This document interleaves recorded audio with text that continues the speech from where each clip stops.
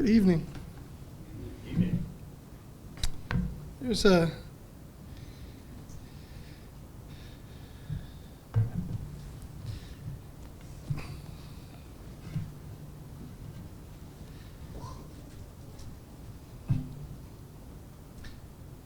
is something about Jesus that we don't say very often, but I think it is true, and we probably think it. But he's pretty good at getting a crowd. Have you noticed this?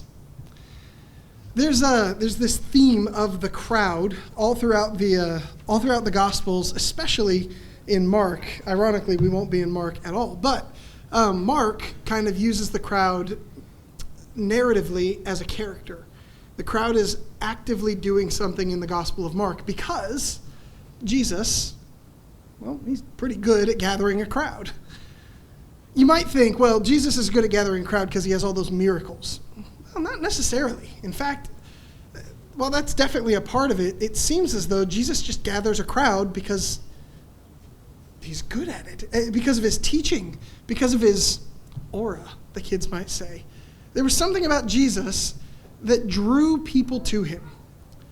They were astonished often at his teaching. They'd say he teaches as one with authority. Or they would look at his teaching and they would marvel at his teaching. Certainly, the miracles, as he began performing miracles, people would gather around him to see what they could get from him. But he gathers a crowd pretty well. And the thing about it is, as Jesus gathers these crowds, he seems to have these little rallies everywhere he goes. Have you noticed? Like he'll gather a crowd and then he'll wade off and he'll teach the crowd, and then the crowd will follow him. And you and I, as we read through the story, should, and maybe sometimes are instinctively going, yes, that's exactly right. We want people to follow Jesus. We want him to have a crowd around him. That's exactly what you want if you're trying to change the world, isn't it?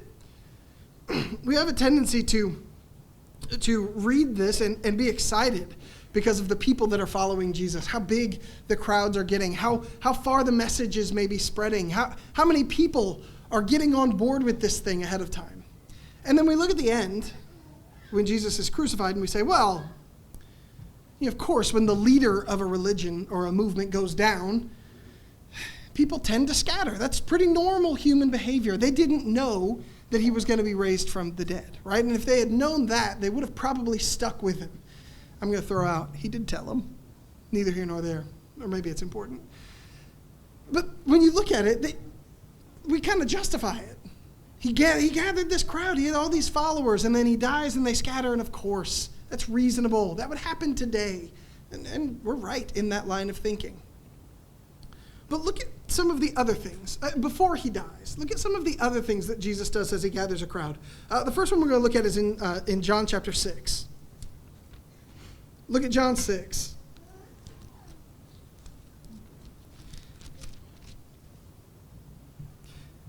So he gathers this crowd. He's teaching. He goes away. First of all, chapter 6 starts with, after this, Jesus went away to the other side of the Sea of Galilee. All right? And a large crowd was following him because they saw the signs that he was doing on the sick. All right? So in this instance, you've definitely got the signs playing a significant role. As we've talked about with John in the past, though, when he talks about signs, remember what he's doing narratively. You're about to see something that's very significant and going to act as a sign of what Jesus is doing in the world.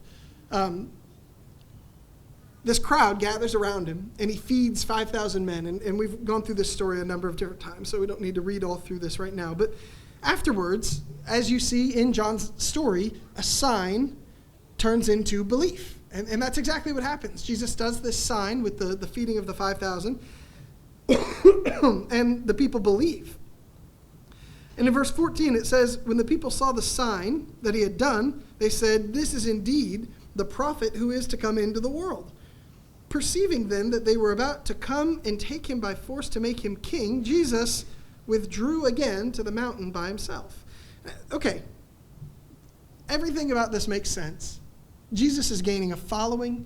A crowd is gathered around him. And the miracles may have got them there, but the teaching, what Jesus did, that's why they're there. It's the perfect opportunity to galvanize his group and to change the world. He's got a following, after all, a platform, if you will. And then they're ready to make him king. Lead us in this revolution. Now, everything about that is a yes from us, isn't it?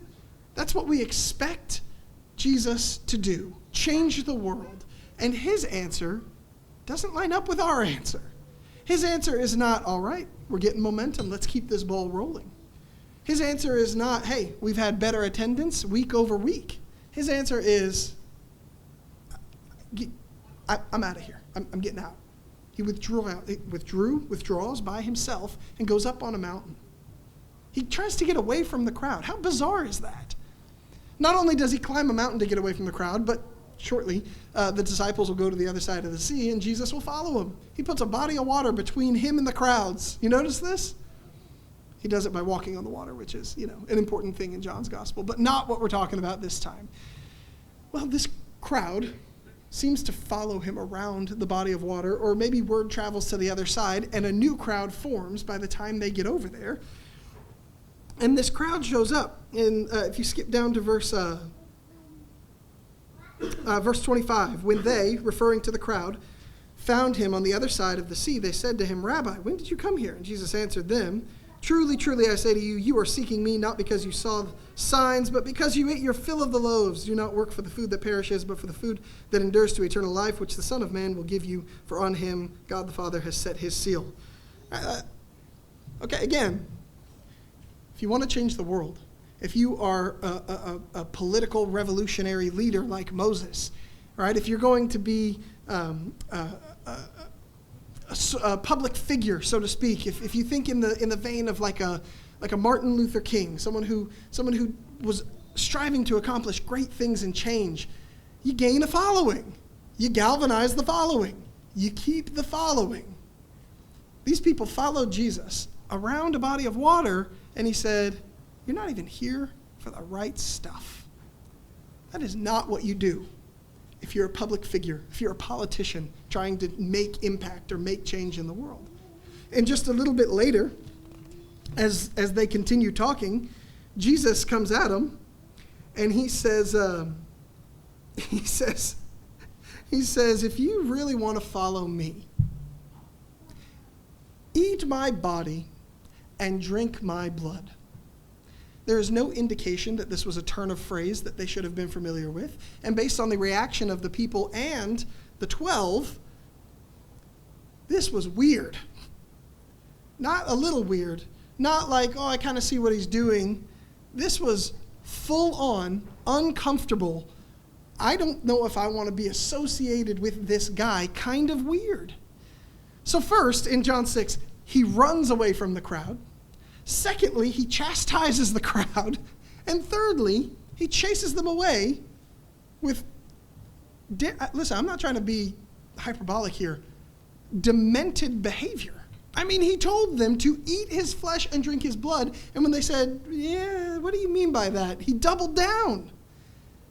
And his disciples said, this is a hard saying. Well, who are you going to leave me to? And Peter's response, who are we going to follow? Where else are we even going to go? See, there's this interesting relationship between Jesus and the crowds, and he doesn't do what we expect him to do, because a leader is meant to have a crowd. Someone who's changing the world is meant to use their platform. We use that language all the time. You got to use your platform to affect change in the world. And Jesus actively chases his platform away and runs away from them. Weird. Flip back to Luke chapter 14. Go to Luke chapter 14.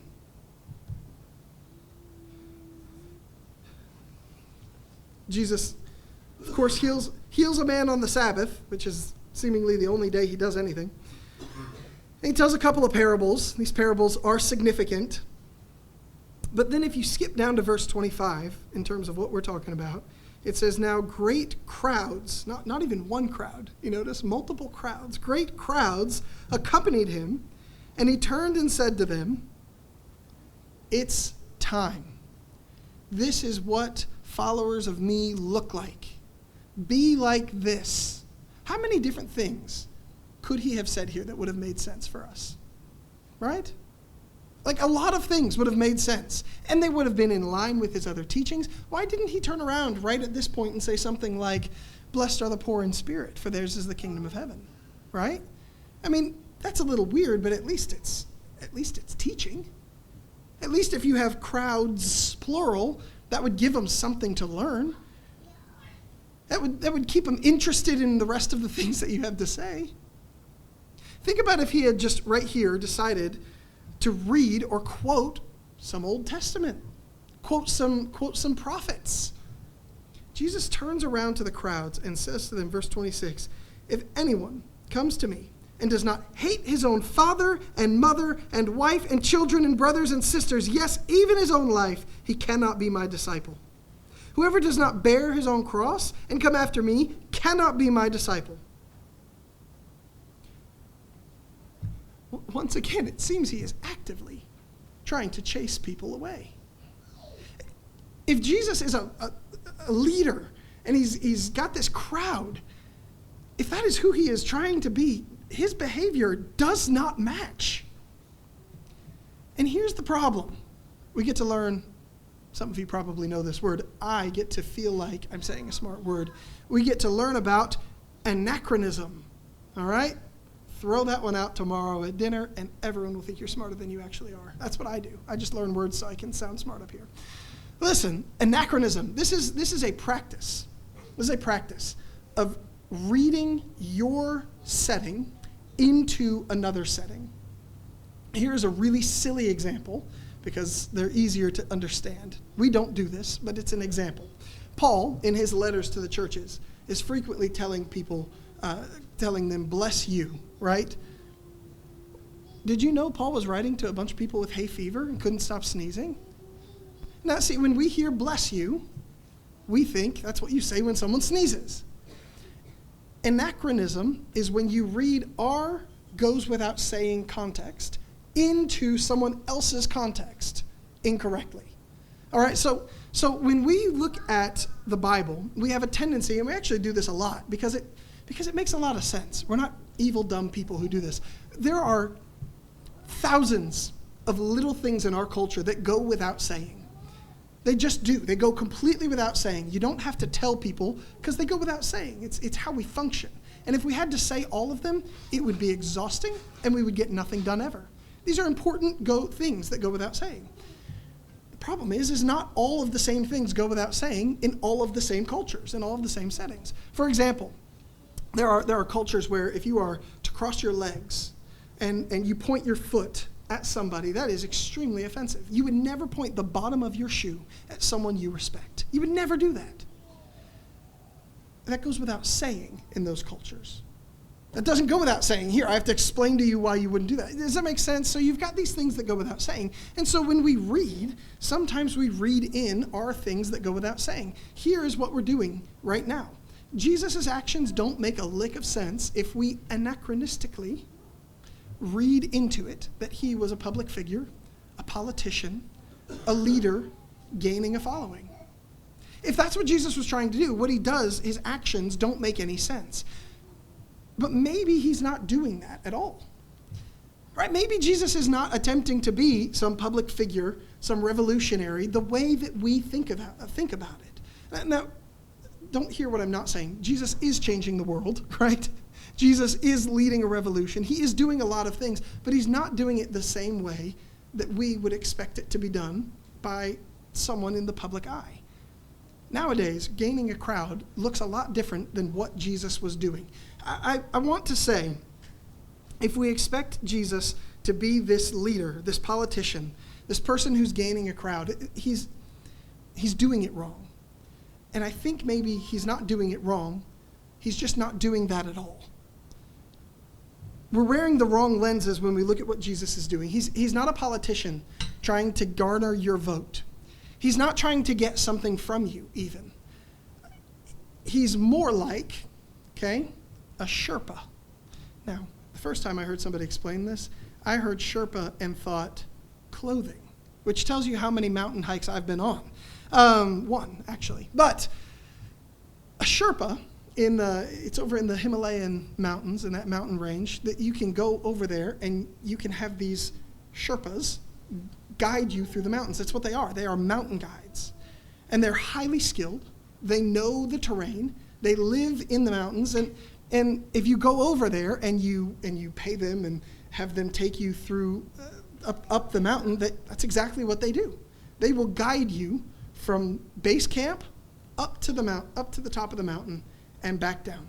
And you need that, okay? You really, really need that, because if you try to go hike the Himalayan mountains, it's a completely different world.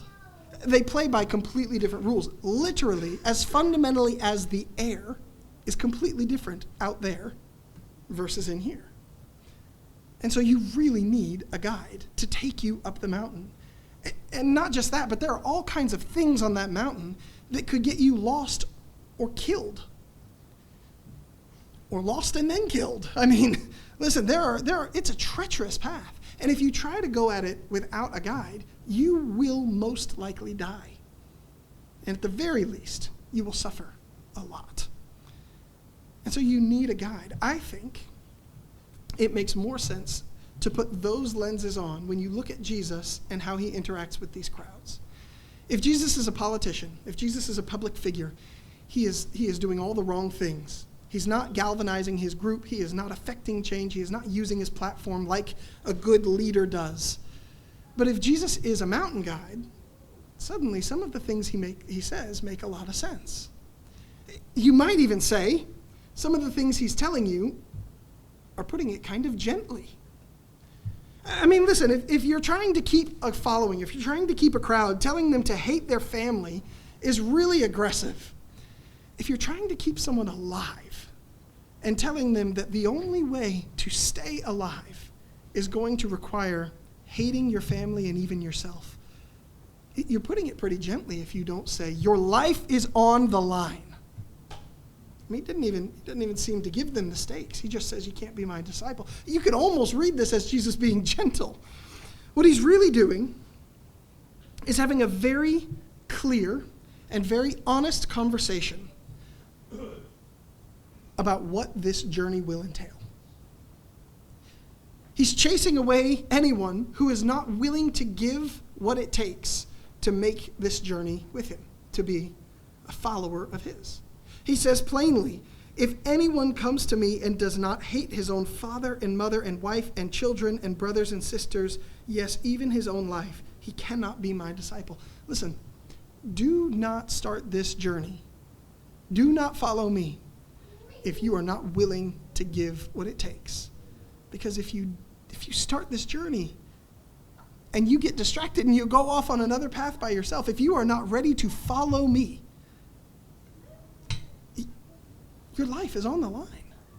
You think about this, and I think this illustration of the Sherpa, the mountain guide, makes a lot of sense, because when you're up on a mountain and you're following a trail, if you don't know the trail, there are actually a lot of different kinds of trails that lead up and down and in and out of mountains. There are human trails, the trail that is effective, that it's been done, it's been followed, and the people can follow that trail up a mountain. But there are also animal trails, rabbit trails, which are it's not just a metaphor. There's real such things as rabbit trails as we dart off on that rabbit trail. There are also deer trails. There are other animal paths that can lead you different places that are not the destination. They can lead you off into a den of dangerous animals. There are different paths that can lead you in circles. There are trails that can take you to your certain death, the edge of a cliff. And then there's that one trail that will lead you where you need to go. When you think about Jesus as a mountain guide, as a great Sherpa, he's instructing this crowd. He tells you, listen, you guys, if you want to follow me, you can't dart off on these other false paths. You got to follow me. Let me put it this way. If you think that fulfillment can come from your family, you're on a false path. Like, maybe that's not the way we've heard this framed. It's certainly not the way I heard it framed until I heard someone explain this lesson a little bit differently. But What a serious message. Listen, we often, especially in our world, our culture, there is a value of, even the parts of it that don't value it, they actually value it, all right? So don't get me on the whole culture war thing. There is a value in having a family. Like there is an expectation, especially in this area, in Christianity, the culture of Christianity, that you are supposed to get married and you are supposed to have kids. And that is what you are supposed to do. And there are a lot of people who sincerely believe that that will bring fulfillment. And there are a lot of people, unfortunately, who go that path and realize that it is way harder than just do the right things and find fulfillment. You might not sleep a whole lot. All right, listen, this is, it's not that there aren't good things in having a family. I mean, God implemented this family structure. It is a good thing that we have this structure, that a man and a woman are married and that they are able to have children. There is a beautiful thing, and there are so many good things about that. But if that is what fulfillment looks like, you are wandering off on a false path. If you are looking to your family to fulfill you, you will find yourself empty. Let me be very clear, because this is a very balanced thing I'm trying to make the point about. There are things in a family that are fulfilling. They are, because God made them, and they are good things. But if that is the whole thing, you will find yourself empty. If your kids are your life, when your kids leave, where's your life? Listen, if your marriage is your life, when your spouse leaves, where's your life? This is not where true fulfillment is found. Can this be a part of it? Certainly. There are beautiful things about this. But if this is what you choose to follow for fulfillment, you will find yourself empty because it's a false path. You got to follow your Sherpa. He says also, if you don't hate your own self, and when I think about yourself as fulfillment, I think often the idea of accomplishment is what comes to mind. Certainly in our context, when we think about yourself, like working on yourself and taking time for yourself, it's this idea of accomplishment. Maybe it's financial accomplishment. Maybe it's just success in your endeavors. Maybe it's not about the money, but about the status. Maybe it's about the crowds, right? There's this idea of accomplishment. A lot of people will strive for accomplishment, and that is what they believe will bring them fulfillment. It's this idea of get to the top of the mountain. Be the best you can be. Well, listen, unless you hate yourself, you're on a false path. That doesn't mean that accomplishment is a bad thing. In fact, accomplishment can be a sign of a lot of really fulfilling things, such as perseverance, such as ingenuity, such as hard work. There are a lot of really good characteristics that someone has to demonstrate to accomplish things and great things. And those things are good and should be admired and should be respected. But if the accomplishment, is what you are banking on for fulfillment, you're on a false path. He also talks about taking up your cross. I mean, can we say with confidence that this is the hardest thing anyone could ever do? You think about Jesus, and we sing the song about he could have called 10,000 angels. To not call 10,000 angels has to be one of the most difficult things anyone has ever done. Because it doesn't mean that you're put on a cross. It means you went to the cross. And Jesus says, if anyone, whoever does not bear his own cross and come after me, cannot be my disciple. There is, especially in our culture, a proclivity towards the path of ease. There just is. We have an aversion to pain because pain hurts. Of course. Makes sense why we feel that way. We have an aversion to difficulty because it's hard. Duh. I get it. But if we seek fulfillment in a life of ease, we're going to end up empty. There are a lot of retired people who go back to work. Do you know why? Because a life of ease isn't as fulfilling as you always want it to be.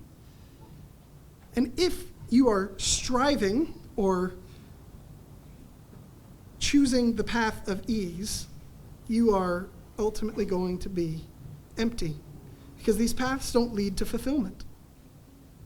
But here's the deal, is this path, if you want to follow the path that leads to fulfillment, if you want to follow your Sherpa up the mountain, if you want to go step by step behind Jesus, it's going to require some thought. Because what Jesus says after this, he says, which of you, desiring to build the tower, does not sit down and count the cost, whether he has enough to complete it? Otherwise, when he has laid a foundation and is not able to finish, all who see it begin to mock him, saying, this man began to build and was not able to finish. Or what king, going out to encounter another king in war, will not sit down first and deliberate, whether he is able with 10,000 to meet him who comes against him with 20,000? And if not, while the other is yet a great way off, he sends delegation and asks for terms of peace. So therefore, if any of you who does not renounce all that he has cannot be my disciple. Therefore, any of you who does not renounce all that he has cannot be my disciple. This is what Jesus is telling them. He's not telling them as a politician, yeah, I want as many followers. We got to affect. He is telling them as a guide, as a Sherpa, this journey will take everything you have. It will.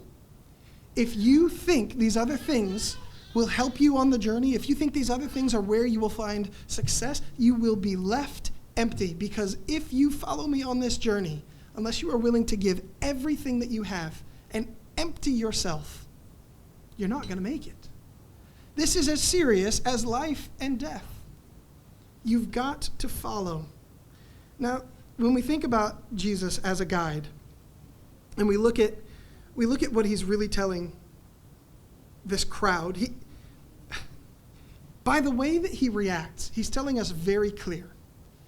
I think he's telling us a couple of things very clearly, but one thing that he is saying very, very clearly, a crowd is not followers, are not? A crowd is not made up of followers.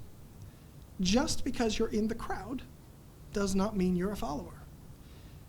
If Jesus had a bunch of followers willing to empty themselves and follow him up the mountain, he wouldn't have had to qualify this. He wouldn't have had to chase them off. He wouldn't have had to warn them against what was coming if he had a bunch of followers. But what is he doing? Well, he's got a crowd. He's got a crowd of people down here at base camp, and he is telling them plainly, you guys aren't followers yet. You might be in the crowd. You might be interested in Jesus. You might think there's something to this guy, but you're not a disciple. You're not a follower.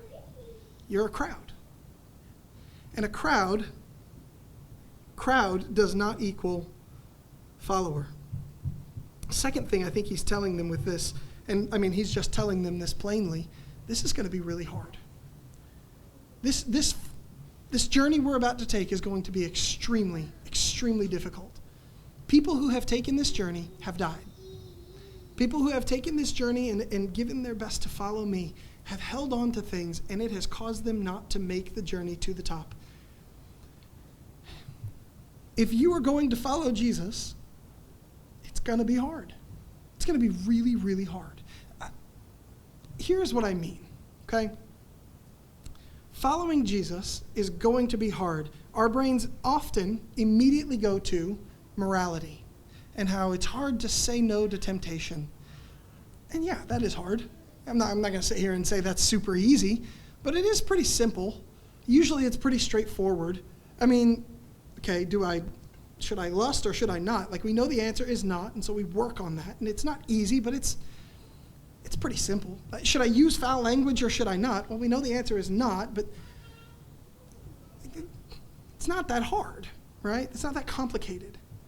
When I say that following Jesus is going to be hard, I don't mean that knowing right from wrong in that case is going to be difficult. I mean, in reality, knowing the right path from the wrong path is impossibly hard. I don't mean like not sinning is hard. I mean, if you are able to strive and God works with you and helps you fight these sins out of your life, the pride that comes with that might be 10 times harder. I mean, if you know that you are on the right path and you're giving your all to follow Jesus, looking at people who don't or aren't or don't seem to be working as hard as you is a really, really difficult thing not to do. I mean, that when you feel like you've got this book lit, that you've got a good handle on it, recognizing that you don't and that you've been wrong for decades about something is really difficult. Humility is really, really hard in any part of our lives. Following Jesus is no different. Following Jesus is really hard because of the false paths. Because you can look around and you can think, family will bring me fulfillment, money will bring me fulfillment. That path looks like the way to God. But it's also really hard because when you are following Jesus, your attitude, your heart, your mind have a tendency to just slip away from him because you feel like you're doing pretty good, because you think you've got the answers right. And those things often are much, much harder than the really obvious things that have to do with morality. Let me be clear. The people who were immoral didn't kill Jesus. The people who were religious did. Because it's really, really hard. Here's the last thing. Jesus, as he is instructing these people, as he is beginning this journey for a lot of these disciples, these people who are wanting, this crowd that is potentially going to follow Jesus, he's telling them, first of all, crowds do not equal followers. He's telling them, secondly, this will be very hard. He's telling them, thirdly, you're going to have to relearn everything. Everything you think you thought wrong, all right? This is a reshaping, a rethinking, and a relearning that you are going to have to engage in that is going to be, well, hard. Did we say that yet? Listen, he tells them back in John, you're going to need to eat my flesh and drink my blood.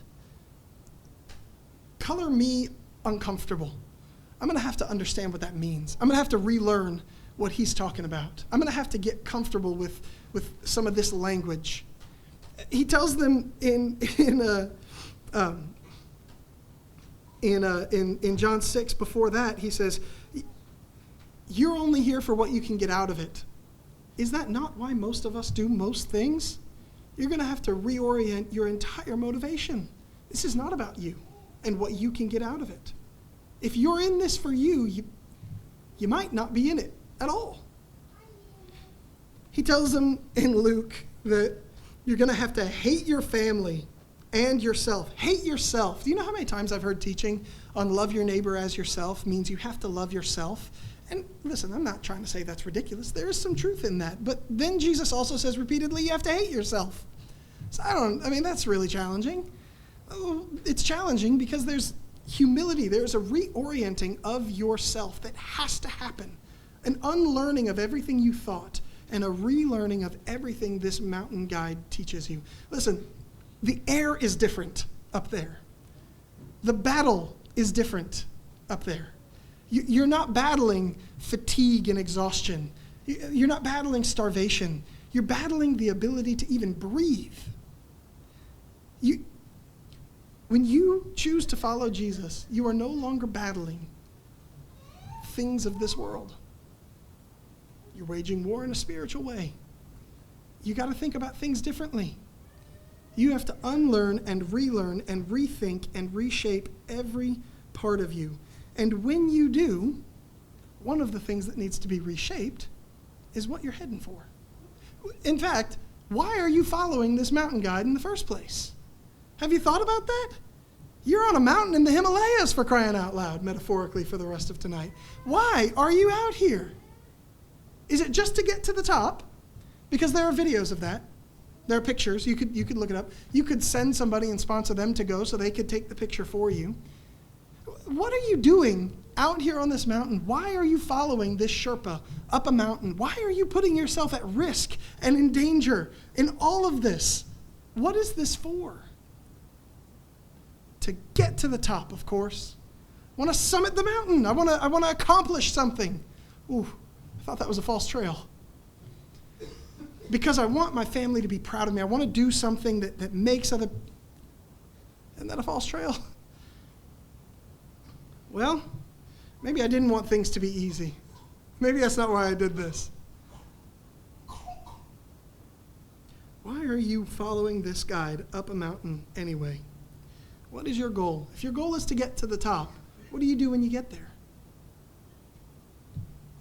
Walk back down, I suppose.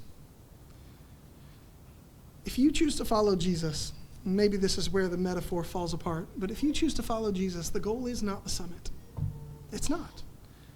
The goal of a follower of Jesus is to look more like your guide.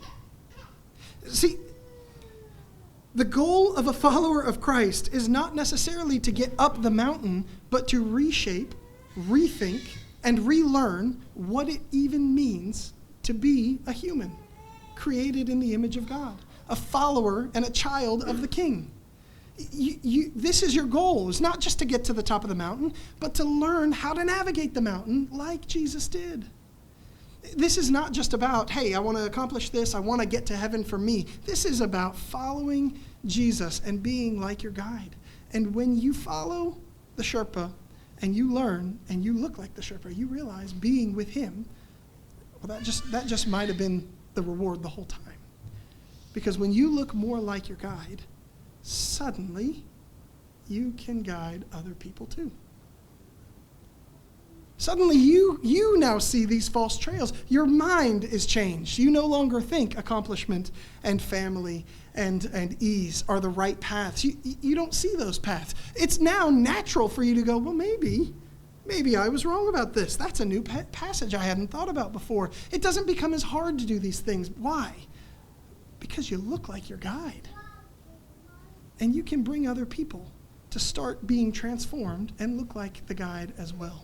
I think what Jesus is doing here doesn't make a lot of sense if we superimpose our thoughts and ideas on what he ought to do with a crowd.